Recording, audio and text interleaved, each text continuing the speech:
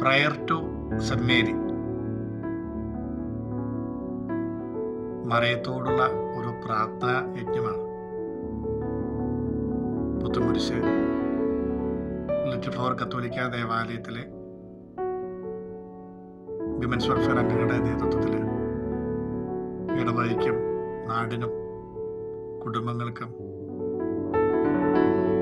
മക്കൾക്കും ജീവിത പങ്കാളിക്കും ഒക്കെ വേണ്ടി നിയോഗം വെച്ചുകൊണ്ട് അമ്മമാരുടെ നേതൃത്വം നടത്തുന്ന ഒരു പ്രാർത്ഥന യജ്ഞം